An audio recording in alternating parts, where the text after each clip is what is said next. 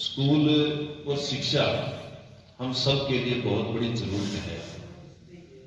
और आज के समय में यदि हमें आगे बढ़ना है, तरक्की के रास्ते पर जाना है, तो फिर कुछ शिक्षा हमारी बच्चियों को मिलनी जरूरी है। हम लोग शिक्षा के क्षेत्र के अंदर अपने आप को कैसे आगे बढ़ा सकें, इसके लिए हम सब लोग प्रयासरत हैं, प्रयास करेंगे।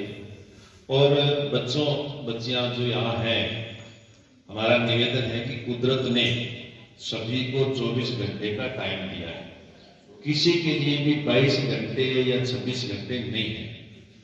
अब जरूरत इस बात की है कि हम उन 24 घंटों का प्रयोग कैसे करते हैं। यदि हमारे पास मिनट टू मिनट कार्यक्रम है तो हम लोग तरक्की कर सकते हैं, आगे बढ़ सकते हैं। आज 15 तारीख है, कल 14 तारीख थी।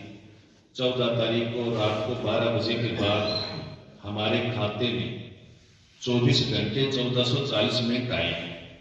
यदि हम उनका सदुपयोग करेंगे तो भी वो 24 घंटे बीतेंगे, और यदि सदुपयोग नहीं करेंगे तो भी वो बीतेंगे।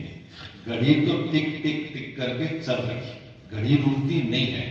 हम लोग सोते हैं, बैठते हैं, हताई में अपना टाइम लगा देते हैं, और भी कुछ कामों में लगा देते हैं, लेकिन समय कभी रुकता नहीं है। तो हम एक एक मिनट को कैसे सदुपयोग करें, और कैसे सदुपयोग, और मेहनत का कोई शॉर्टकट नहीं है। इसलिए हम लोग ऐसे प्रयास करें।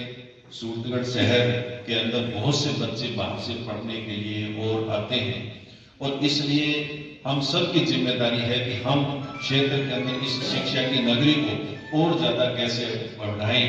लेकिन इसके साथ साथ जो बुराइयां हैं, उन बुराइयों से मुकाबला भी हम लोगों को करना पड़ रहा है। नशा एक बहुत बड़ी बीमारी है, जो बुराई है वो फैल रही है। इस नशे के खिलाफ हम लोगों में जागृति लेकर के आनी है, बच्चों में जागृति लेकर के आनी है। हम सब लोगों को सचेत होना है। यदि हम सचेत होकर के, जागृत होकर के ही इस बीमारी से छुटकारा पा सकते हैं। और नशे की तरह भी मोबाइल भी एक नशा है।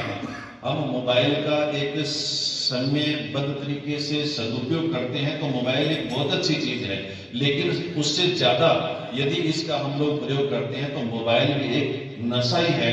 हमारे पास जब मोबाइल नहीं होता तो ऐसे लगता है जैसे हमसे बहुत कुछ छूट गया है। हम जैसे खाली से बैठे हैं, मोबाइल हाथ में नहीं है, और हाथ में रहता है तो लगता है जैसे, तो ये मोबाइल भी एक नशा है। इसका हम लोग सदुपयोग है वो करें, और इसको सही समय पर सदुपयोग करके हम लोग पढ़ाई के अंदर और क्षेत्र के अंदर हम लोग आगे बढ़ाएं। और तीसरा, पूरे देश को आज सबसे बड़ा खोखला जो कर रहा है वो भ्रष्टाचार कर रहा है। हम लोगों को इस भ्रष्टाचार से भी लड़ाई लड़ने के लिए हमें अपने आप को तैयार करना होगा।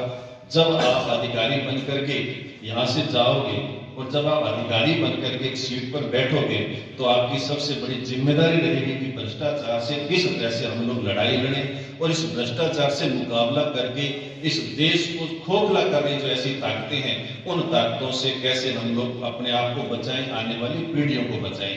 आज पर्यावरण बहुत बड़ी चुनौती हमारे सामने बनी हुई है। शुद्ध हवा कैसे हमें मिले, शुद्ध पानी हमें कैसे मिले, शुद्ध भोजन हमें कैसे मिले, और इसके लिए भी हम लोगों को, आने वाली पीढ़ियों को सचेत होकर के, क्योंकि हम सब यानी कि जिम्मेदारियां बनती है कि का प्रयास करें कि हम लोग कैसे अपने आप को मजबूत है वो कर सकें, आगे बढ़ा सकें। माता जीतो जी कॉलेज का सारी की सारा जो स्टाफ है, और उसके साथ साथ जो संस्था के प्रधान के साथ साथ संस्था की जो कमेटी है, वो सारे बहुत अच्छा प्रयास कर रहे हैं। आप लोगों को बहुत बहुत बधाई, शुभकामनाएं। और हमारे लायक जो भी होगा, हम हर तरह से तैयार रह करके इस कॉलेज को और ज्यादा आगे बढ़ाने का प्रयास है वो करेंगे। आज सांसद साहब ने विशेष तौर से हमारे बीच में अपना बहुत कीमती समय निकाल करके हमारे बीच पहुंचे हैं। सांसद साहब का बहुत बहुत धन्यवाद करते हुए, धन्यवाद, जय हिंद।